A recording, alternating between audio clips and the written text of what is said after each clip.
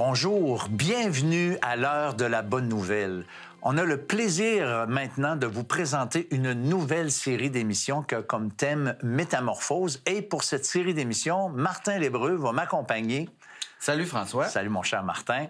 Alors Martin, j'aimerais que tu nous dises d'emblée qu'est-ce que ça veut dire métamorphose, où on veut aller avec ça. On s'en va. Bien, l'image qui décrit le mieux une métamorphose, je pense, c'est la chenille qui devient un papillon. Le dictionnaire nous décrit comme une transformation totale d'un être au point qu'il n'est plus reconnaissable. Une chenille qui devient un papillon, c'est plus beaucoup reconnaissable. C'est un sujet qui a été populaire beaucoup dans les dernières années, 10-15 ans. Puis on a vu beaucoup d'émissions au sujet de la métamorphose. Hein. On voyait des émissions de rénovation où on prenait une maison pour la rénover, la métamorphoser. On pouvait prendre une pièce de la cuisine, la salle de bain, puis on faisait la cour aussi. Il y a même eu du relooking, hein, pour changer le physique, la chevelure. Alors, c'est quelque chose qui a été populaire partout dans le monde en passant. Ah, oui. Puis je pense que c'est populaire parce que c'est l'idée d'aller prendre quelque chose d'ordinaire, à la rigueur laid, pour l'amener merveilleuse, hein, pour la transformer en quelque chose de merveilleux. Et c'est pour ça qu'on a choisi cette série-là, Métamorphose, parce que c'est exactement ce que Dieu fait. Il va chercher quelqu'un, des personnes comme nous, ordinaires, pécheurs, perdus à cause du péché, et il veut nous transformer. Hein. Il veut premièrement nous sauver, nous faire naître de nouveau pour qu'on puisse être justifiés devant lui, avoir la vie éternelle, mais il veut aussi nous transformer, nous façonner jour après jour, changer notre façon de voir, de penser, même notre façon d'agir. Alors, c'est pour ça qu'on a ce sujet de la métamorphose. Bon, ça, c'est bien expliqué. Merci, parce que vous voyez peut-être les décors derrière moi, des poteries. Vous avez vu dans l'intro aussi certaines poteries. Vous allez voir les témoignages qui vont faire suite dans la série. Bien, ils ont été enregistrés dans un atelier de poterie. Et l'idée, c'est que dans l'Ancien Testament, Dieu utilise l'image d'une motte de terre et qui est transformée. Dieu est le potier et l'homme, l'être humain, l'argile. Et c'est pour ça que vous voyez ces décors-là, et c'est cette idée que Dieu transforme. Mais en parlant de métamorphose, Martin, bien, on a posé la question dans la rue. Que veut dire métamorphose pour vous? D'après l'étymologie, c'est changer de forme, se transformer, prendre une autre forme. Bien, c'est non, peut-être plus que superficiellement, vraiment changer, vraiment. Changement, que ce soit physique ou psychologique. C'est un gros changement, bien sûr. Métamorphose, on change tout. On se transforme, je sais pas, là, la liste des synonymes... Je me suis métamorphosé. J'ai arrêté de fumer depuis 2 mois, puis ça m'a vraiment transformé, mais transformé sur tous les points, économiquement, santé, tout. J'appelle ça une métamorphose, oui. C'est un changement radical, en fait, hein, d'une situation. Là. On n'a qu'à penser aux chenilles et aux papillons. C'est une métamorphose.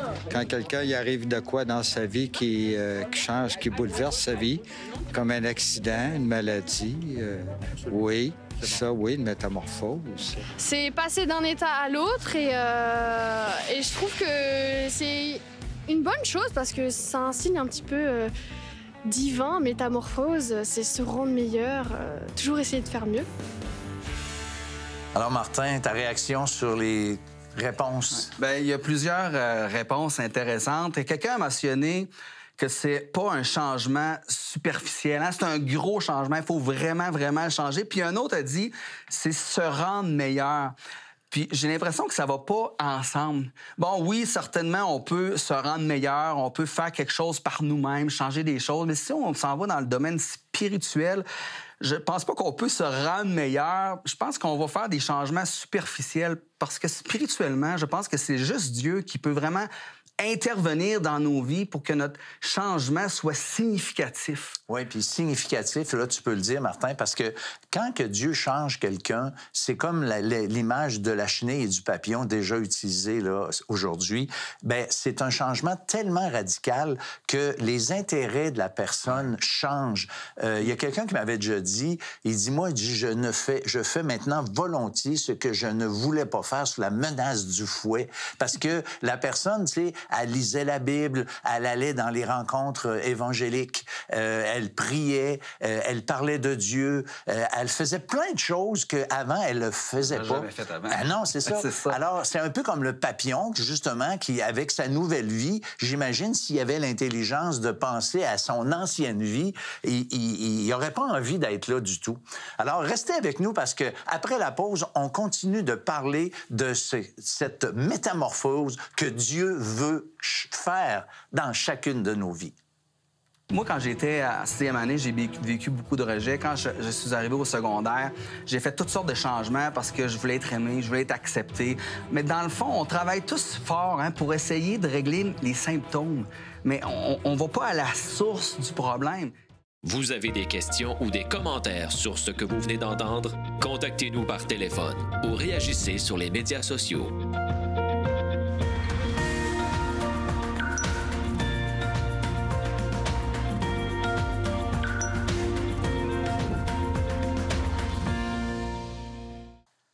Alors, Martin, définis-nous ce qu'est la métamorphose, s'il te plaît. Je vais le faire en racontant une histoire pour commencer. C'est un gars qui aime la course automobile. Il prend son char, il s'en va à une piste de drague pour faire la course, un bon samedi matin. Il fait la course, il perd lamentablement. Il revient chez eux découragé. Il dit « Ah, pas grave. » Il décide de mettre un aileron sur son auto. Je vais aller plus vite. Puis ensuite, de changer les capes de roue pour que ça soit plus brillant. Il retourne le samedi. Il dit « Hey, là, regarde, je vais l'avoir. » Il se sentait bien, là. Il perd lamentablement. Hey, là, il est découragé.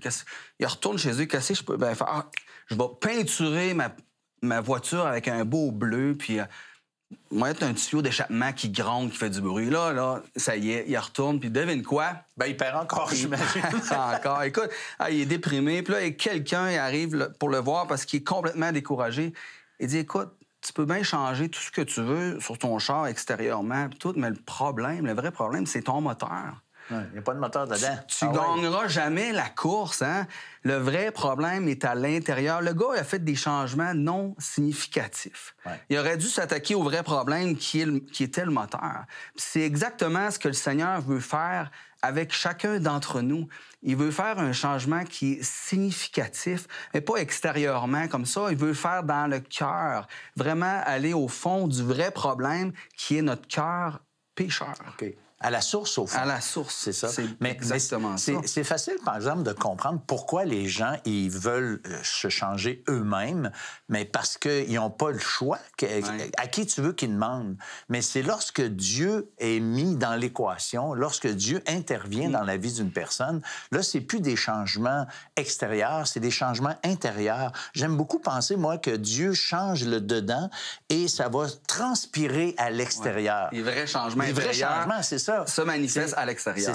C'est ça. C'est pas comme quelqu'un qui se met de la poudre pour être bronzé, mais c'est quelqu'un qui de l'intérieur, il y a quelque chose qui se passe puis que ça devient comme ça. C'est vraiment ça la différence. Puis comme on n'a pas accès à notre intérieur, spirituellement, ben on s'attarde à faire des changements plus extérieurs.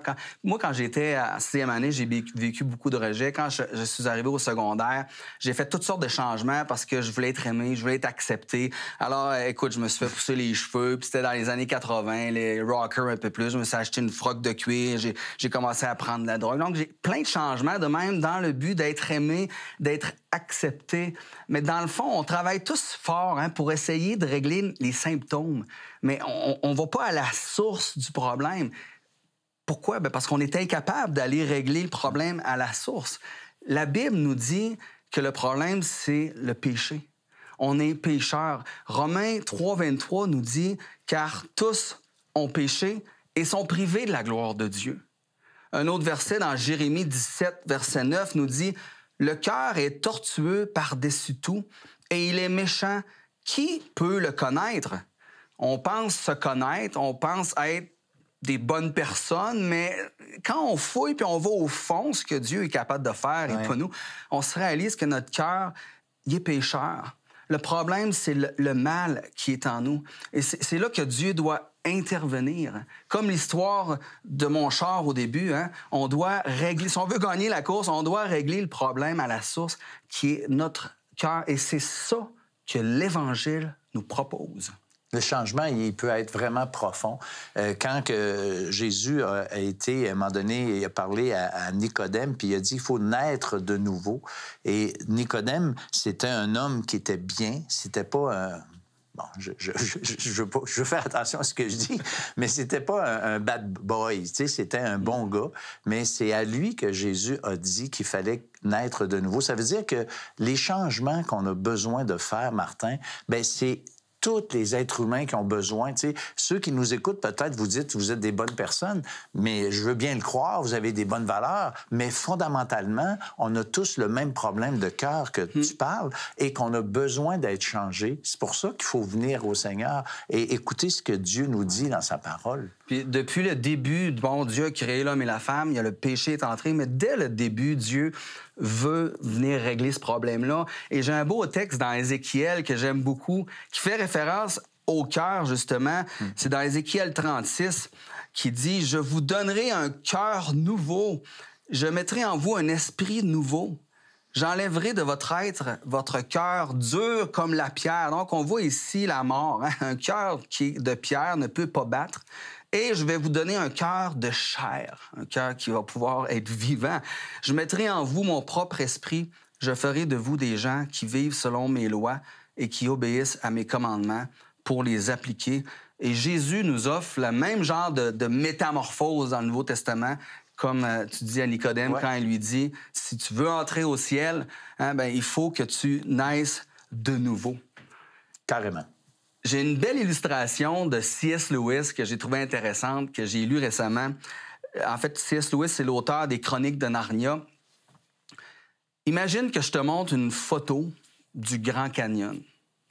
Et là, tu trouves que c'est beau.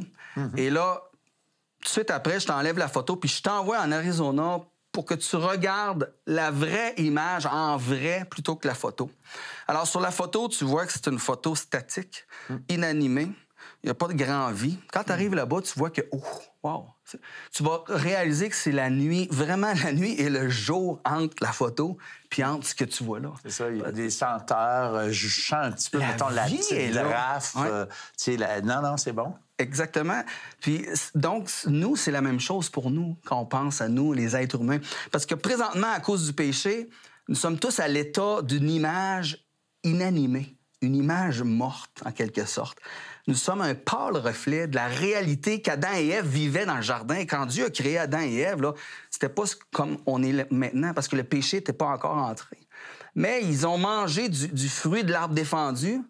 Leur communion avec Dieu a été brisée. Ils sont devenus des pécheurs, séparés de Dieu, condamnés à mourir puis à être jetés loin de la présence de Dieu. Donc, en un instant, ils sont passés d'une réalité vivante en parfaite relation avec Dieu à une simple image morte, inanimée, dégradée et déconnectée de Dieu. Tout à fait. Mais même si on est pécheur, la Bible dit que nous sommes des créatures merveilleuses. Puis ça, il ne faut pas l'oublier. Oui, on est créés à l'image de Dieu. Oui, on est pécheurs. On est comme des images inanimées, mais on reste encore à l'image de Dieu. En fait, on est tous, en quelque sorte, une œuvre d'art unique, créée par Dieu et pour Dieu. Et pour que nos cœurs de pierre redeviennent des cœurs de chair et qu'ils se remettent à battre, mais il faut être réconcilié avec Dieu. Et c'est seulement le Seigneur Jésus-Christ qui peut le faire à cause de son œuvre qu'il a accomplie à la croix. Et je termine avec une citation justement de cet auteur C.S. Lewis qui nous dit ceci: « Ce monde est l'atelier d'un grand sculpteur.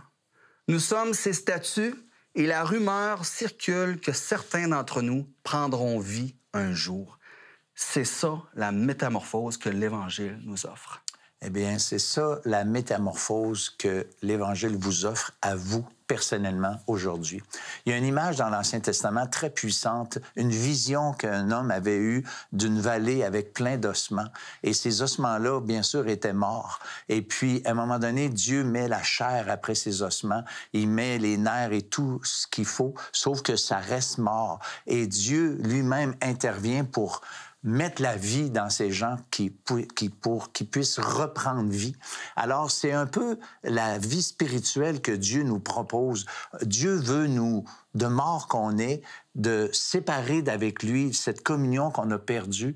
Dieu veut nous la redonner. On est là pour vous encourager à reprendre contact avec Dieu. Et Dieu veut faire ces changements profonds. Il veut accomplir cette métamorphose qui va changer tout, qui va changer votre vie maintenant, qui va vous donner une vie vraiment différente parce que vous allez vivre en relation avec Dieu. Mais le principal, peut-être le plus important dans tout ça, c'est de reprendre non seulement cette communion, mais d'avoir nos péchés pardonnés, d'avoir une espérance vivante, quelque chose qui va complètement changer le sens de vos vies. L'apôtre Paul va dire que les souffrances du temps présent ne sauraient être comparées à la gloire à venir. Alors, c'est ce qui nous attend.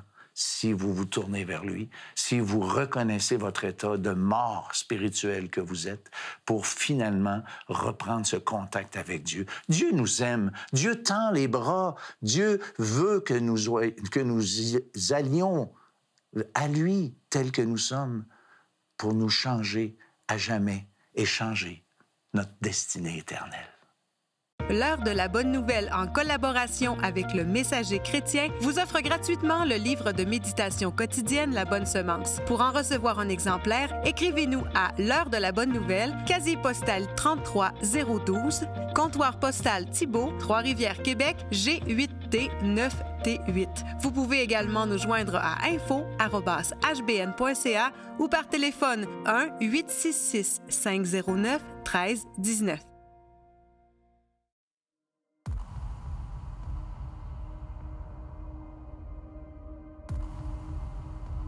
Ce vase-là représente plus mon ancienne vie, la vie quand j'étais plus jeune. J'ai eu une vie, disons, pas facile, avec beaucoup... si je regarde ça avec beaucoup d'intimidation, beaucoup de violence physique.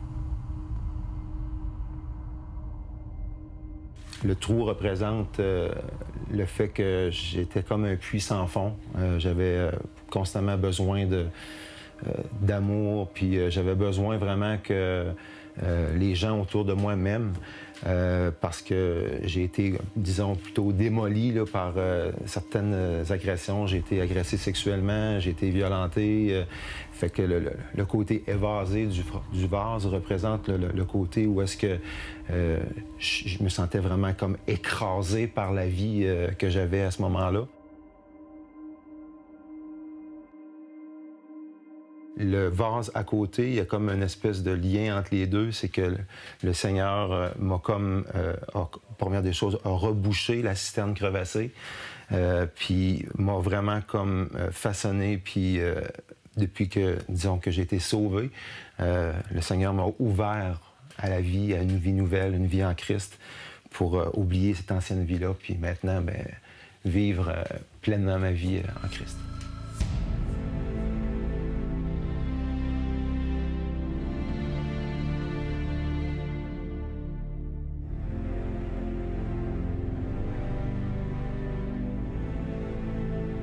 Alors, bonjour, Stéphane Gagnon. Bonjour, Stéphane, François. On se connaît depuis longtemps, oui. Mais tu es là pour un peu raconter ton histoire aujourd'hui. Puis j'aimerais ça que tu commences avec comment tu as été mis en contact, là, pour ceux qui nous écoutent, avec l'Évangile. Oui, ça, je sais pas, je devrais nommer son nom, mais c'est toi, François.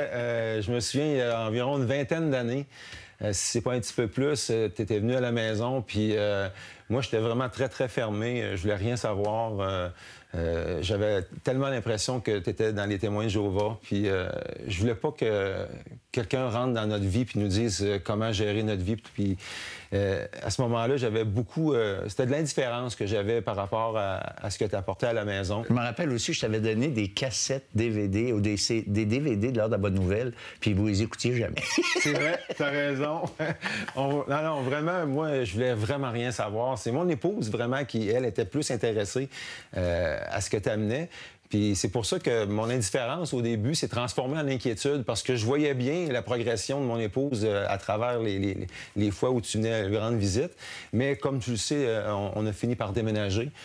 Puis moi, à ce moment-là, j'avais vraiment l'impression que ça mettait un terme à nos rencontres, là. 1 an après être déménagé, je me souviens encore très bien, moi puis mon épouse, on était en train de parler ensemble, puis en même temps, on ressentait comme un vide intérieur. On savait que ce vide-là avait aucun lien avec l'argent ou les possessions matérielles, mais on se doutait très fortement que c'était un vide spirituel. Pourquoi? Parce qu'on s'ennuyait du grand tannant qui venait nous voir v'là 1 an, qui parlait du Seigneur, puis qui parlait de l'Évangile. Puis, tu sais-tu quoi? Bien, 1 semaine à peu près plus tard, sans le savoir, de façon tout à fait inattendue, c'est François Fréchette qui nous rappelle.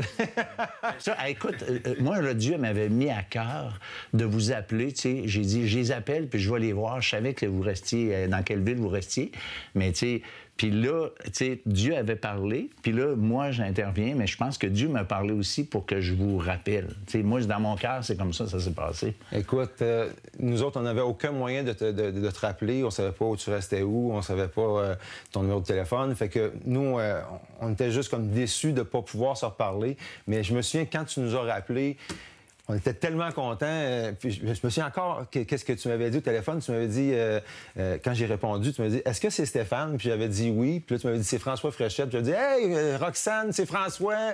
Je me rappelle, la réaction était vraiment comme waouh!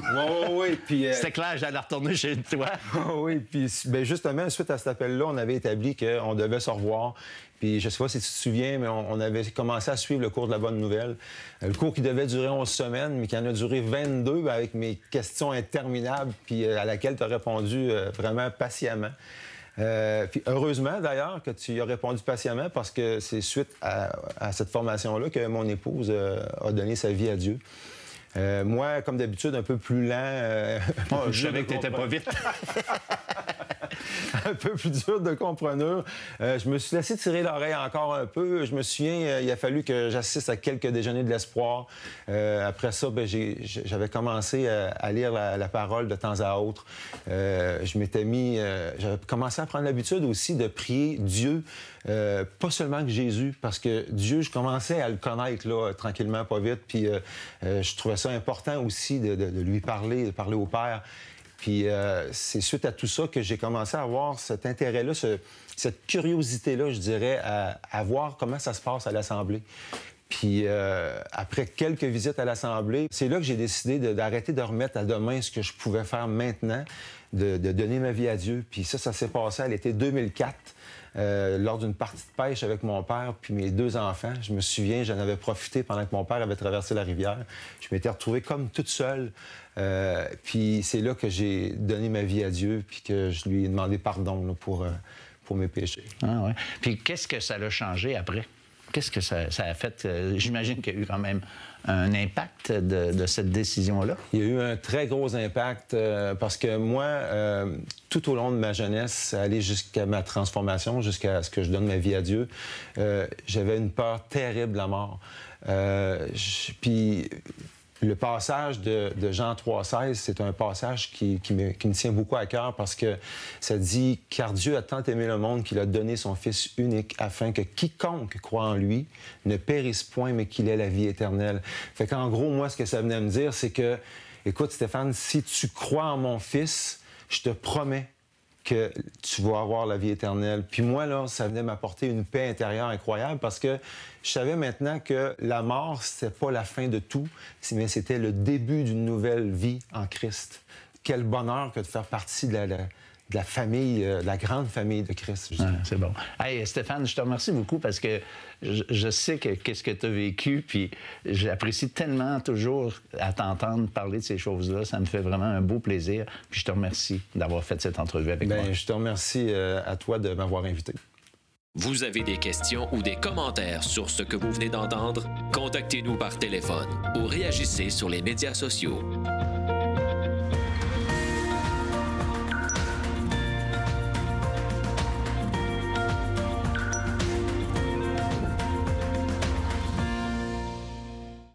Voilà, Martin, je trouve que le témoignage de Stéphane manifeste bien le changement. Lui qui avait si peu d'intérêt au départ, bien maintenant, je sais que sa vie est complètement transformée. Ouais. Puis il a de l'intérêt, il lit la Bible, il mange de ça, il en parle, il est vraiment changé, complètement changé.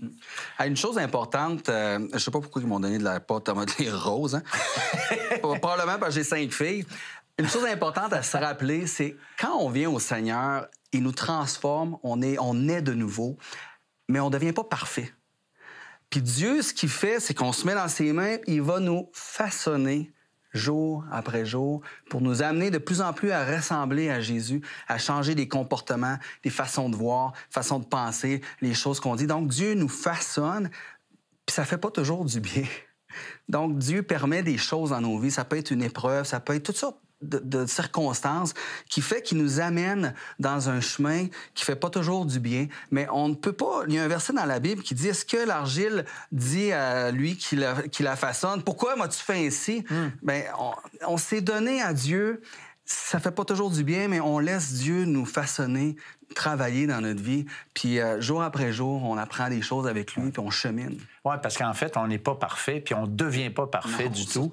Dieu travaille effectivement dans nos vies. Et puis, je trouve que moi, l'idée de la poterie, j'aime beaucoup ça parce que nous, on est l'argile et Dieu le potier. Hein? C'est ça l'image à quoi tu viens de faire référence. Et au fond, qu'est-ce qu'il faut comprendre? C'est que l'être humain que nous sommes, on refuse que Dieu soit le potier. Et essentiellement, c'est ça le péché. La nature du péché, c'est pas de mentir ou sacrer ou tuer.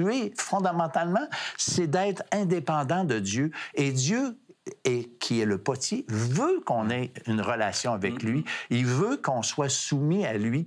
Mais il faut revenir justement et dire, regarde, Seigneur, ma vie, là, peut-être j'ai fait toutes sortes d'affaires tout croche, puis j'ai eu un résultat qui est vraiment ordinaire, mais c'est pas ça qu'il faut.